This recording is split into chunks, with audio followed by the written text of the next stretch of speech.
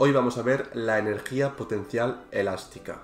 Para entender la energía potencial elástica he hecho los siguientes diagramas con muelles. En el primero encontramos pues, el eje X y el eje Y, la masa centrada en X igual a 0, cogida a un muelle que está sujetado a una pared. Esta masa está en equilibrio porque el muelle está en su elongación natural, o sea, no lo hemos ni comprimido ni lo hemos estirado. Entonces, si no aplicamos ninguna fuerza, el muelle ni se comprimirá ni se elongará, se quedará tal y como está. Entonces estamos en posición de equilibrio, no aparece ninguna fuerza. Vamos a contar que no hay rozamiento con la superficie, es como si fuese, pues digamos, en el vacío, ni gravedad, aunque sí que la hay y por eso la caja está sostenida sobre el suelo, pero pues o que no hay gravedad o que no hay fricción, ¿de acuerdo? Lo único que nos importa es lo que ocurra en el eje horizontal, que es donde va a estar la fuerza elástica, que ya hemos visto en dinámica. El muelle es de constante elástica K, lo he puesto en los tres, y la masa es de masa M. Entonces, ¿qué ocurre si yo quito este muelle, o esta masa, perdón, de su posición de equilibrio y lo estiro una longitud que he llamado A mayúscula, pero pues X, lo que sea. Lo estiro una cantidad que es A. Pues lo que va a ocurrir es que el muelle querrá volver a su posición de equilibrio, entonces aplicará una fuerza en el sentido contrario al desplazamiento inicial para poner la masa en su posición de equilibrio.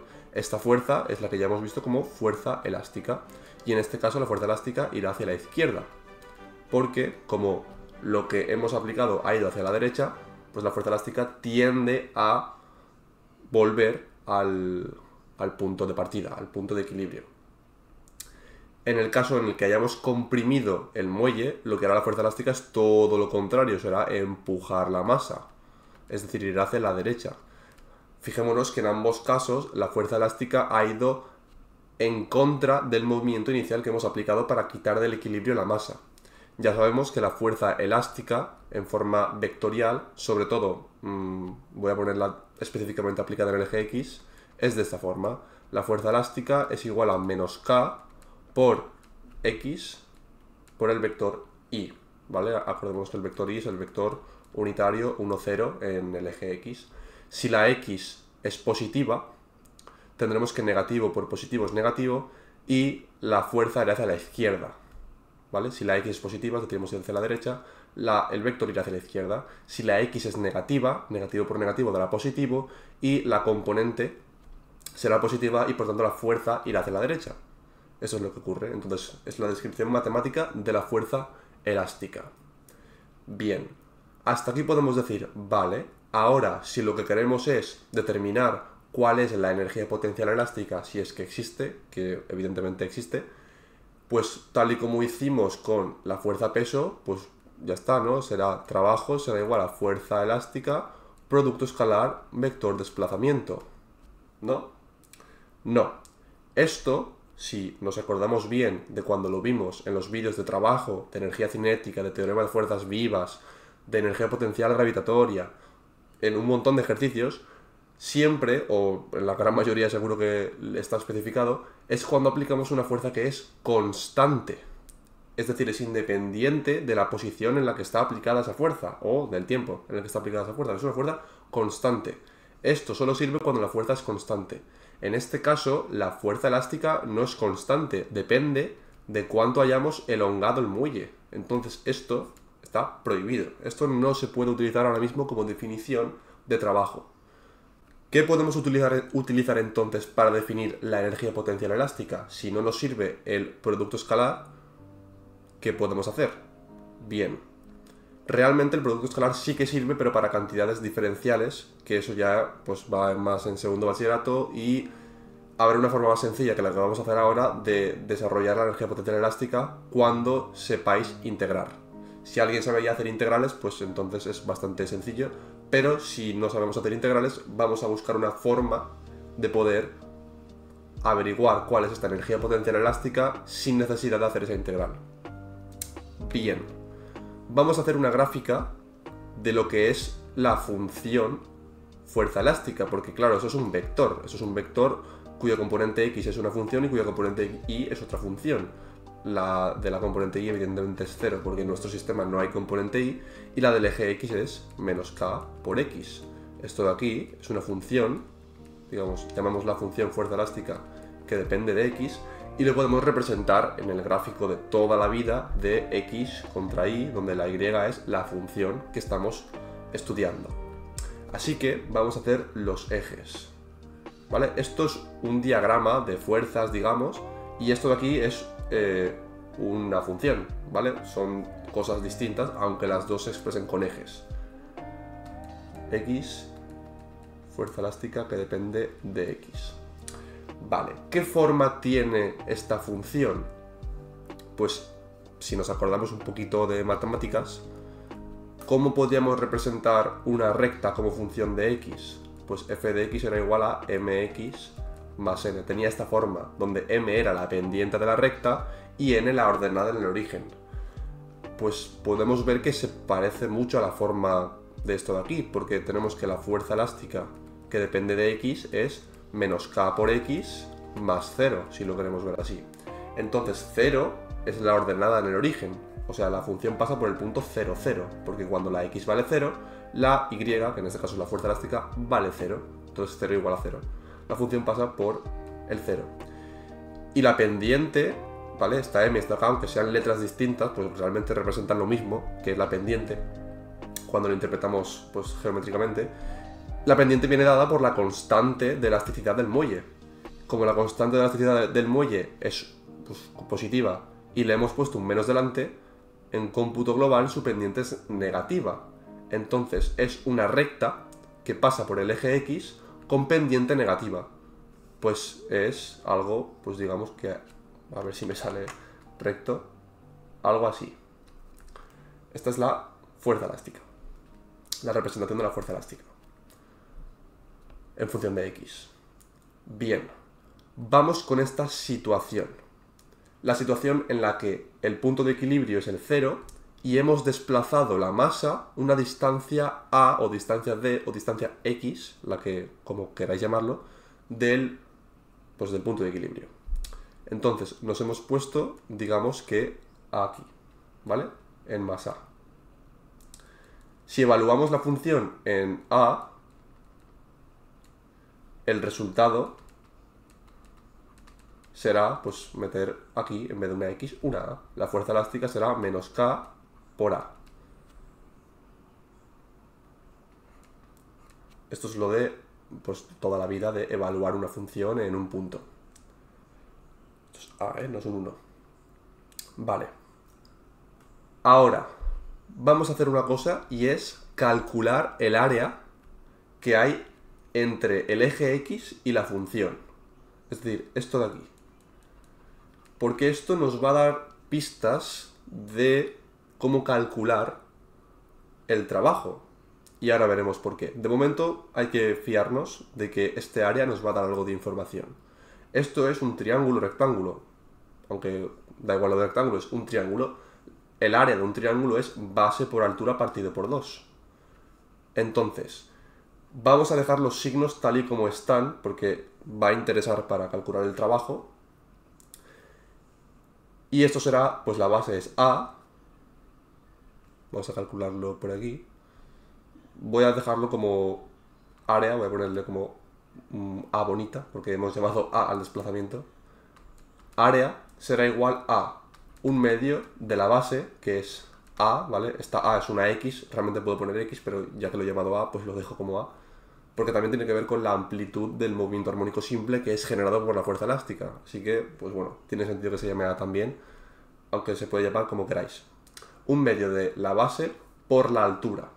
Y ahora la altura es la función evaluada en a, que es menos k por a.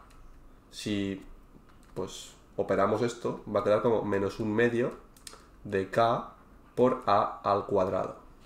Es un área negativa, entre comillas, porque las áreas en sí no pueden ser negativas, pero digamos que el trozo que hay entre el eje x y la función es negativo porque la función toma valores negativos debajo del eje x debido a que es una recta negativa. El signo lo dejamos. Vale, vamos a analizar dimensionalmente esta cantidad de aquí. Que no nos importa el menos de momento, esto es simplemente intuición pura. La K, si nos acordamos, venía dada en unidades de newtons partido metro. Y la A, pues al final es una distancia, viene dado en metros en el sistema internacional. Por tanto, un medio no tiene ninguna unidad, entonces no nos interesa, y estamos multiplicando K por A cuadrado, o sea, newton partido metro por metro cuadrado. Metro con metro cuadrado se va y nos queda newton partido metro. Newton partido metro, cuando estamos hablando de pues fuerza por desplazamiento, es un julio. Entonces, este área nos ha dado unidades de energía. Este área nos relaciona el desplazamiento con la fuerza elástica. Por tanto, este área nos está dando información energética del sistema.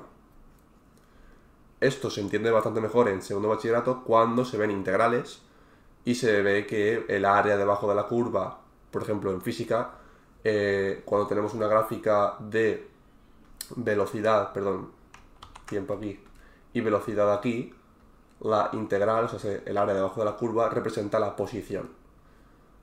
Como la integral es lo contrario a la derivada, pues para obtener la velocidad hay que derivar la posición respecto del tiempo. Pero esto se ve en segundo de bachillerato, aunque no exactamente así porque no se ve cinemática en segundo de bachillerato. Pero el concepto detrás de esto es más complicado y es el de la integral. Pero lo sustancial es esto, es ver que las unidades cuadran, que podemos salir un poco del paso y que decimos, oye, esta cantidad significa algo. Pues esta cantidad, vamos a obviar de momento el signo negativo y ahora lo calcularemos más general, se le llama energía potencial elástica. Y es un medio de K por, y en vez de poner A, pues voy a poner X de forma genérica, X al cuadrado. Esta es la energía potencial elástica. Y ahora sí que sí, vamos a calcular el trabajo ejercido por el muelle cuando vamos desde una posición inicial arbitraria a una posición final arbitraria.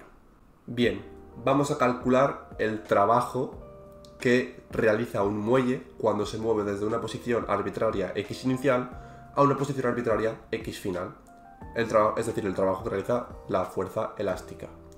Como hemos medio deducido, este trabajo está relacionado con el área que hay entre el eje X y la gráfica de la función, entonces es este área de aquí.